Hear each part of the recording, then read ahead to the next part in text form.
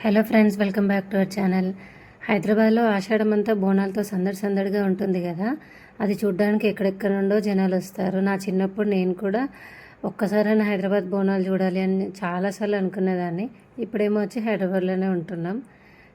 ఎవరి లైఫ్ ఎప్పుడు ఎట్లుంటుందో అస్సలు ఎక్స్పెక్ట్ చేయలేము కదా. ఆషాఢం ఫస్ట్ సండే గోల్కొండ కాడ ఫస్ట్ బోనం స్టార్ట్ అవుతుంది. నెక్స్ట్ ఇంకా మెయిన్ ప్లేసెస్లో చాలా గ్రాండ్గా బోనాలు సెలబ్రేట్ చేస్తారు కదా. అలాగే అమ్మవారి టెంపుల్ ఉన్న ప్రతి గల్లీలో ప్రతి గురువారం ఆదివారం ఎవరికి వీలైనప్పుడు వాళ్ళు అమ్మవారికి బోనం సమర్పించుకుంటూ ఉంటారు కదా. అట్లనే మా పాప వాళ్ళ స్కూల్లో నిన్న ఫ్రైడే రోజున బోనాలు సెలబ్రేషన్స్ చేశారు. ప్రతి గర్ల్ స్టూడెంట్ని బోనం చేసుకొని రమ్మన్నారు, క్రాఫ్ట్ లాగా. అంటే దాంట్లో నైవేద్యం దీపం ఏం పెట్టకుండా జస్ట్ బోనం డెకరేట్ చేసుకొని వేపాకులు కట్టుకొని రమ్మని అన్నారు. దానికోసమని మా పాపకు బోనం తయారు చేస్తున్నాను నేను. మా పాప హైట్కి సరిపడా ఒక బోనం కుండ తీసుకున్నాను నేను. ఆ కుండ ఇంకా యాక్రిలిక్ కలర్స్లో రెడ్, ఎల్లో, గ్రీన్ తీసుకున్నా. బోనంకి దానిపైన ఉన్న చిప్పకి ఎల్లో కలర్ వేసి పక్కన పెట్టాను కాసేపు.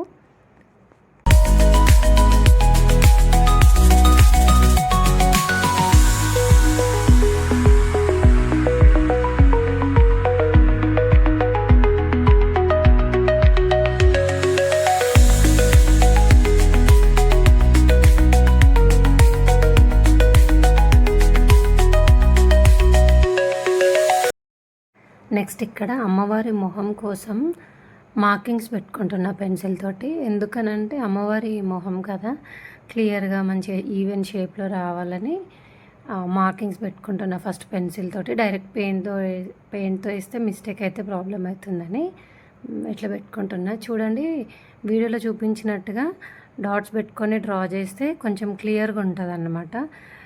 ఇంతవరకు ఎప్పుడు ట్రై చేయని వాళ్ళు కూడా ఈజీగా ట్రై చేయొచ్చు దీంతోపాటు. ఫస్ట్ పెన్సిల్తో మార్కింగ్ పెట్టుకొని నెక్స్ట్ దాని నుండి రెడ్ కలర్ వేశాను. అమ్మవారి ఐస్, ముక్కు పుడక, లిప్స్, బొట్టు అన్నీ పెట్టుకున్నాను అనమాట.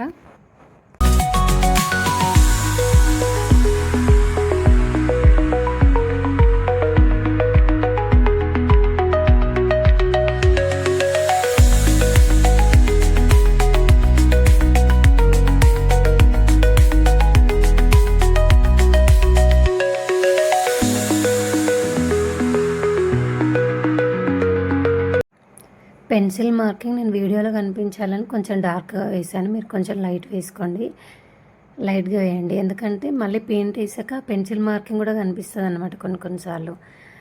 ఇంకొకటి ఏంటంటే పెన్సిల్ మార్కింగ్ వేసిన చోటనే పెయింట్ వేయాలని ఏం లేదు. కొంచెం అటు ఇటు అయినా మీరు పెయింట్ వేసేటప్పుడు మీకు ఎగ్జాక్ట్ షేప్ ఎట్లయితే బాగుంటుంది అనిపిస్తే అట్లా పెయింట్తో అడ్జస్ట్ చేసుకోవచ్చు.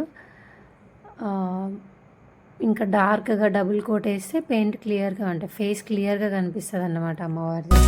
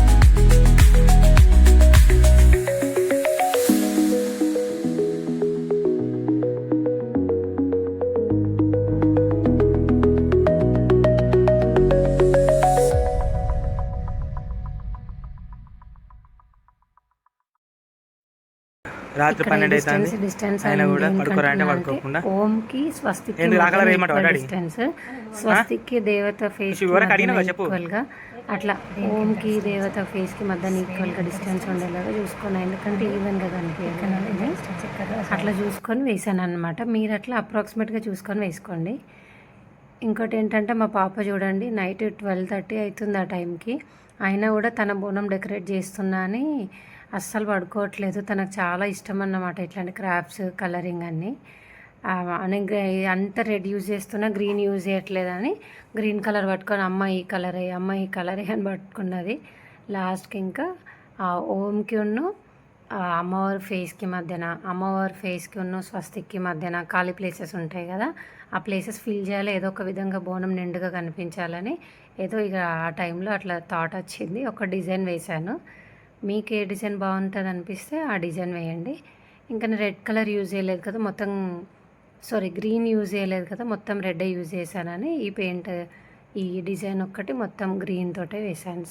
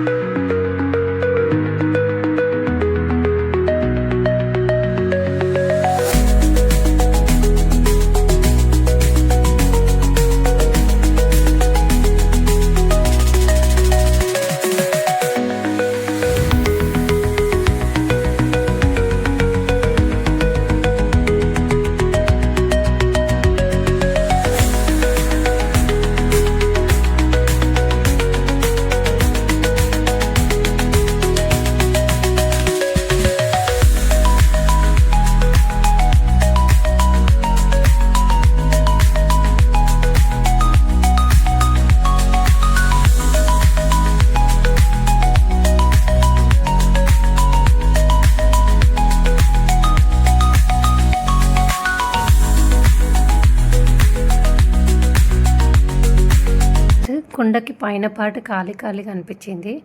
యాక్చువల్గా అక్కడ ఎలాగో వేపాకులు కడతాం కదా అని చెప్పి అట్లనే ఉంచుదాం అనుకున్నా, కానీ టైంకి మా ఇంట్లో వేపాకులు లేవు. స్కూల్కి వెళ్ళినాక వాళ్ళ మ్యామ్ వాళ్ళను పెట్టమందామని అక్కడ పైన ఇంకా ఖాళీగా ఉండొద్దని రెడ్ కలర్తో ఒకటి సింపుల్గా డిజైన్ వేశాను.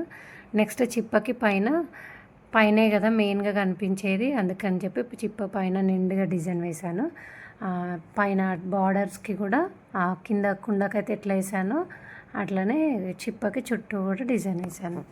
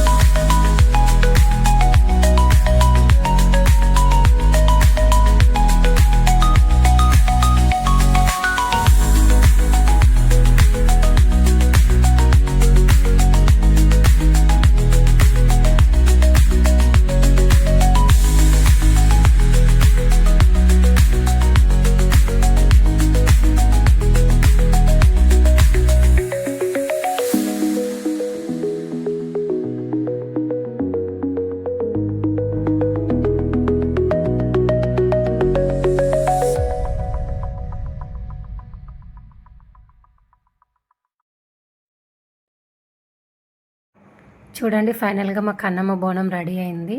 ఎలా ఉందో కమెంట్ చేయండి. మా కన్నమ్మ కోసం ఫస్ట్ టైం నేను బోనం చేశాను. తనకు పర్సనల్గా యాక్చువల్లీ నా క్రాఫ్ట్ ఇట్లాంటివి ఏదైనా చాలా ఇంట్రెస్ట్. మా పాపకు కూడా అదే వచ్చింది. తనకు కలరింగ్, క్రాఫ్ట్ ఇవన్నీ చాలా ఇంట్రెస్ట్. చూడండి నెక్స్ట్ చూడండి ఎంత మంచిగా ఎత్తుకొని పోతుంది ఇష్టంగా. అమ్మ నేను ఎత్తుకుంటాను ఇష్టంగా ఎత్తుకొని పోయింది. స్కూల్లో కూడా మంచిగా ఎంజాయ్ చేసిందంట.